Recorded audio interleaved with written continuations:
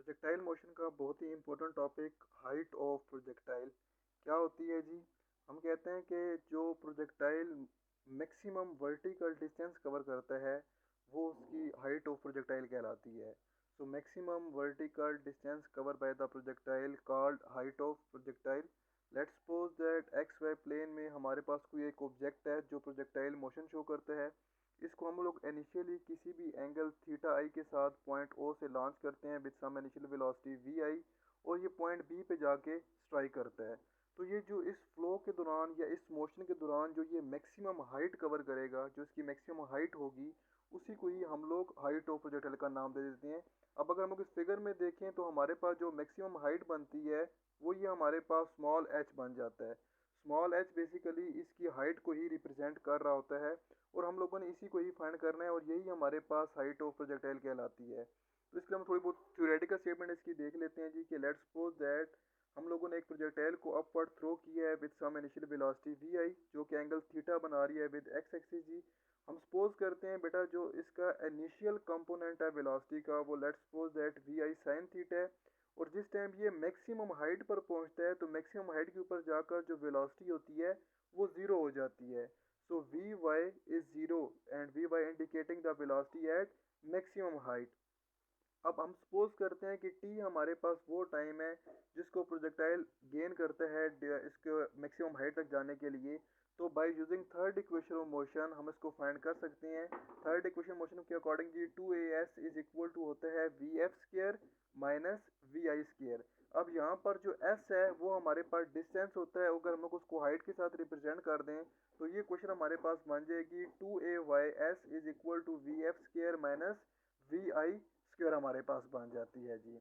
अब ए वाई क्यों लिख रहे हैं हम लोग, क्योंकि हम लोग इसमें वर्टिकल डिस्टेंस को ऑब्जर्व करना चाह रहे हैं, तो इस वजह से हम लोग एक्सेलरेशन के साथ ए वाई लिख देंगे, और जो वेलोसिटीज हैं उन दोनों के साथ भी वाई इसी वजह से लिख रहे हैं क्योंकि हमारे पास जो हाइट है ये ओरिजेंटल वर्टिकल कंपोनेंट के साथ डील कर रही होती है।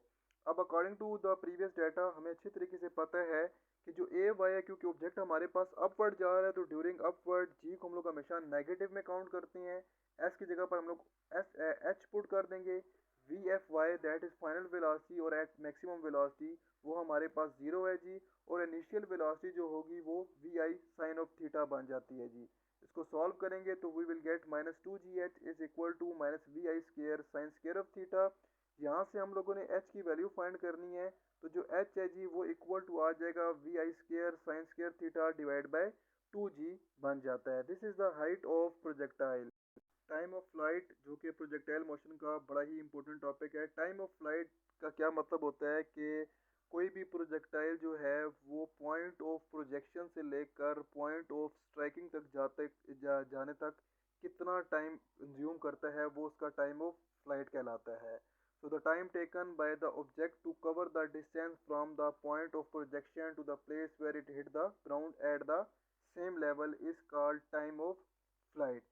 जो प्रोजेक्टाइल को जहाँ से लॉन्च किया जाता है, लॉन्चिंग से लेकर और जहाँ पर इसने हिट करना होता है उस हिट तक इसको कितना टाइम लगता है सेम उसी लेवल तक के लिए, वो उसका क्या कहलाता है जी, टाइम ऑफ फ्लाइट कहलाता है हमारे पास। क्योंकि अब इस केस में पहले क्या करता है हमारे पास प्रोजेक्टाइल जो वो पहले अपवर्ड मूव करता है और फिर वो वापस डाउनवर्ड आ जाता है। तो उसका ये मतलब है कि उसने कोई फिर वर्टिकल डिस्टेंस कवर नहीं किया होता। तो इस वजह से हम लोग इस केस में जो इसका एस डिस्टेंस है या फिर जो इसकी हाइट है एच, उसको हम लोग जीरो इमेजिन कर लेते हैं, और टाइम ऑफ फ्लाइट को फाइंड करने के लिए हम लोग यूज करेंगे second equation of motion. According to second equation of motion s is equal to v i t plus half of a t का स्क्वायर हमारे पास बन जाता है। अब इस केस के अंदर आप लोगों ने इस t की वैल्यू फाइंड करनी है, तो आप s की जगह पर y इमेजिन कर लें। V I Y into T plus half Y A Y T squared हमारे पास बन जाएगा। क्योंकि अब इस केस में इसने कोई वर्टिकल डिस्टेंस कवर नहीं किया हुआ तो y की जगह पर हम लिख लेंगे ज़ीरो। ये बन जाएगा we I sine of theta plus, क्योंकि अब ऑब्जेक्ट अपवर्ड मूव करता है, इसको हम लोग इनिशियली इसको हम लोग अपवर्ड मूव करवा रहे होते हैं, तो ए वाई की जगह पर हम लोग माइनस जी को एज्यूम कर लेते हैं। जब हम इसको सॉल्व करते हैं तो हमारे पास यहाँ पर जो t की वैल्यू बच जाती है, t इज इक्वल टू आ जाएगा हमारे पास two time V I sine of theta divide by ji.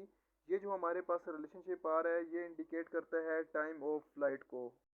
Range of projectile जो कि प्रोजेक्टाइल मोशन का बहुत ही ज़्यादा इंपॉर्टेंट टॉपिक है। रेंज ऑफ प्रोजेक्टाइल हमारे पास क्या होता है, हम लोग कहते हैं कि कोई भी प्रोजेक्टाइल जो होता है वो मैक्सिमम कितना ओरिजेंटल डिस्टेंस कवर करता है।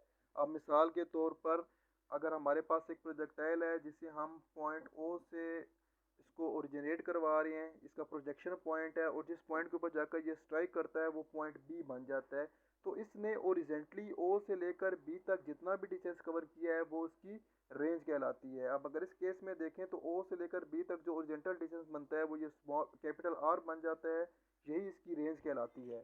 तो रेंज को आप कैसे डिफाइन करेंगे, the distance which the projectiles cover in the horizontal direction is called the range of projectile.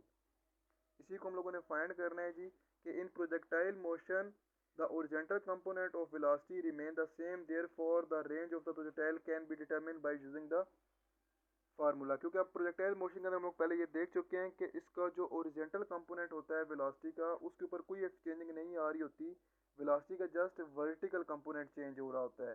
तो हम लोग यहाँ पर ओरिजेंटल डिस्टेंस में इंटरेस्टेड हैं, तो x इज इक्वल टू आ जाएगा we I X into T. यहाँ पर अगर देखा जाए तो वी आई एक्स जो है वो इंडिकेट करता है हमारे पास horizontal component of velocity, x जो है वो रेंज को इंडिकेट करता है और t हमारे पास टाइम को इंडिकेट करता है।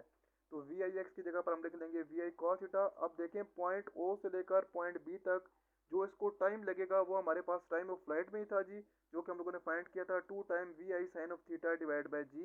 वी आई एक्स की वैल्यू और टी की वैल्यू को हम लोग अगर इक्वेशन नंबर 1 में सब्सिट्यूट करवा दें तो हमारे पास जो रिजल्ट आ जाएगा वो कुछ इस फॉर्म में आ जाएगा जी। अब जब हम इसको थोड़ा सा रीअरेंज करते हैं तो ये हमारे पास बन जाएगा we I square 2 time V I sine of theta cos theta divide by G. अब हमारे पास ट्रिग्नोमेट्री का एक फार्मूला होता है sine 2 theta is equal to होता है 2 time sine theta into cos theta. इस फार्मूला को अगर हम लोग यहाँ पे सब्सिट्यूट करवा दें तो हमारे पास रेंज का फार्मूला आ जाएगा we I square sine 2 theta divide by G. यही हमारे पास रेंज होती है। अगर यहाँ पर रेंज को देखा जाए तो वो इनिशियल वेलोसिटी के ऊपर, जिस एंगल के ऊपर हम लोग अपने प्रोजेक्टाइल को लॉन्च कर रहे हैं वो एंगल और जी के ऊपर डिपेंड कर रहा होता है जी। मैक्सिमम रेंज अगर फाइंड करनी हो तो हमें अच्छी तरीके से पता है कि जो रेंज है जी वो डिपेंड करती है साइन ऑफ एंगल के ऊपर।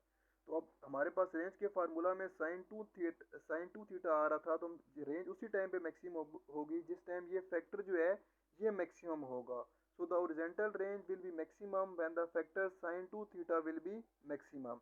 अब रेंज का फार्मूला अगर देखा जाए तो V I square sine two theta divide by G हमारे पास बन रहा था।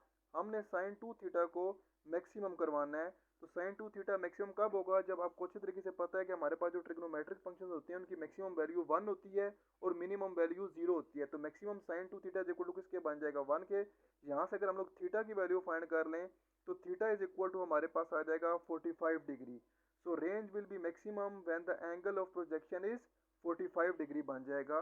तो रेंज मैक्सिमम जब हो जाएगी तो साइन 2 इंटू 45 पुट करें तो साइन 90 डिग्री बन जाएगा और साइन 90 इज इक्वल टू होता है 1 के। तो रेंज आ जाएगी V I square divide by G हमारे पास बन जाता है। So the range will be maximum when the angle of projection should be 45 degree.